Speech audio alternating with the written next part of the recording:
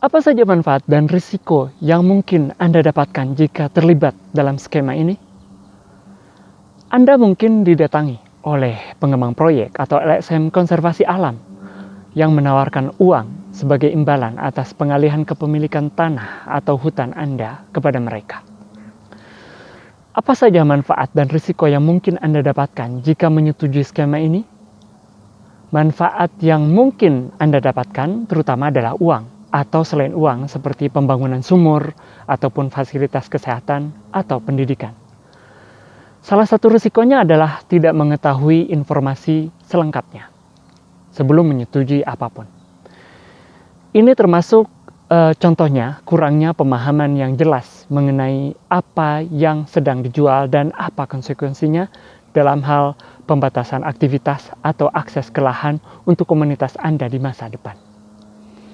Ini termasuk juga tidak mengetahui siapa yang akan membeli kredit tersebut dan apa tujuannya, atau bagaimana pembagian pendapatannya.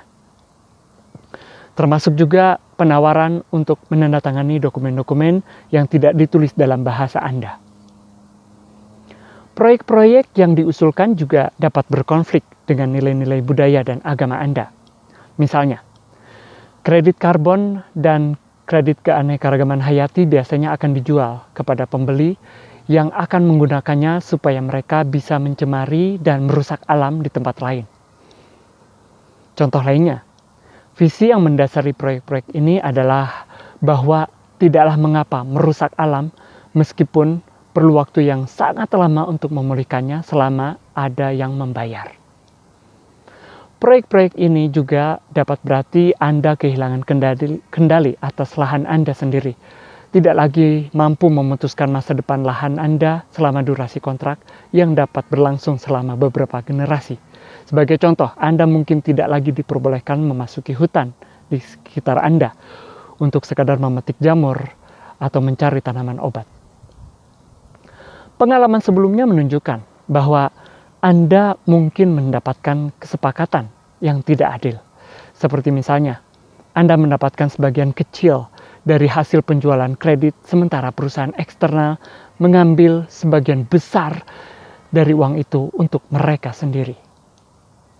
Pengalaman sebelumnya juga menunjukkan bahwa terdapat risiko pengembang proyek yang tidak akan menghormati kesepakatan tersebut, baik dengan cara melarang Anda mengakses lahan untuk mengembalakan ternak, berburu, ataupun menangkap ikan dengan menggunakan kekerasan, walaupun hal ini bukan bagian dari kesepakatan, atau dengan tidak membayar Anda sesuai dengan yang sudah disepakati sebelumnya. Risiko ini meningkat jika kesepakatan tersebut tidak diawasi rutin oleh pihak ketiga yang dipercayai memiliki kekuasaan untuk menegakkan kesepakatan. Selain itu, sangat penting juga untuk memastikan sebelum menandatangani perjanjian apapun bahwa perjanjian tersebut memiliki mekanisme pengaduan mandiri yang kuat untuk mengatasi perselisihan dengan pihak pengembang proyek.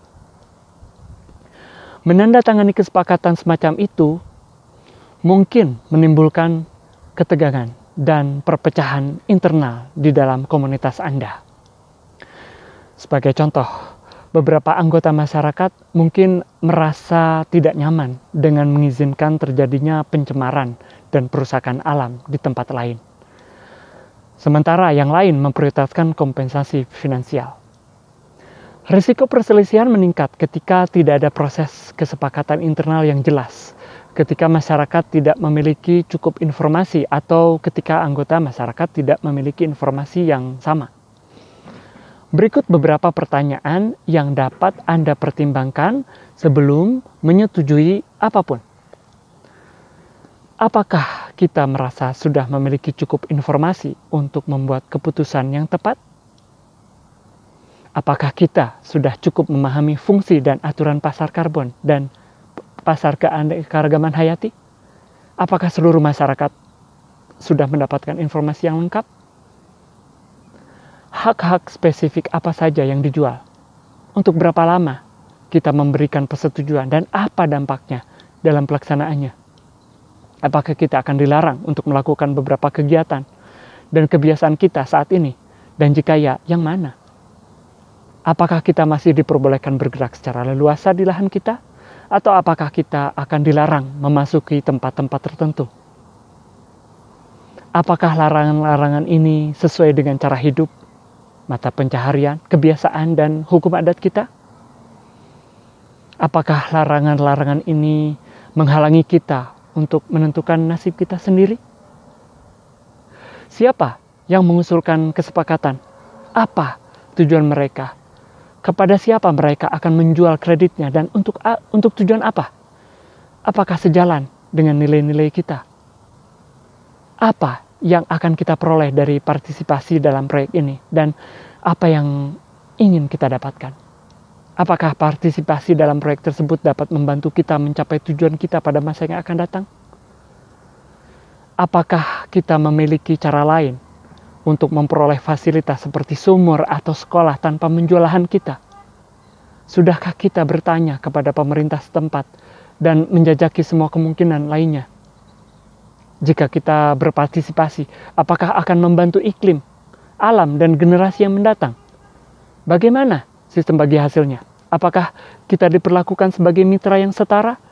Siapa yang akan memverifikasi kebenarannya? Dan bagaimana kita dapat mempercayai mereka?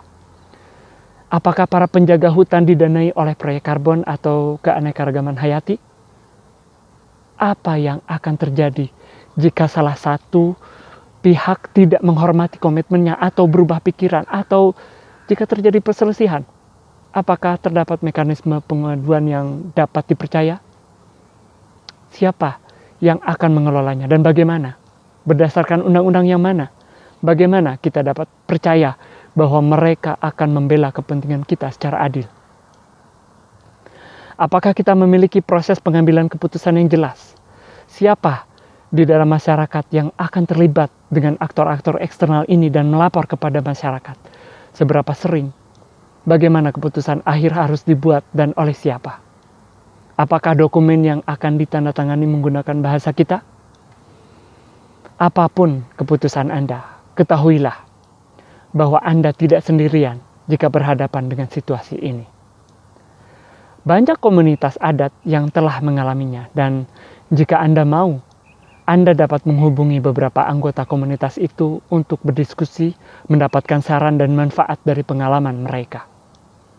Selain itu, jika Anda merasa membutuhkan pemahaman yang lebih mendalam mengenai pasar karbon dan pasar keanekaragaman hayati, Anda bisa mendapatkan pelatihan gratis hanya dengan memintanya kepada orang yang memberi Anda video ini.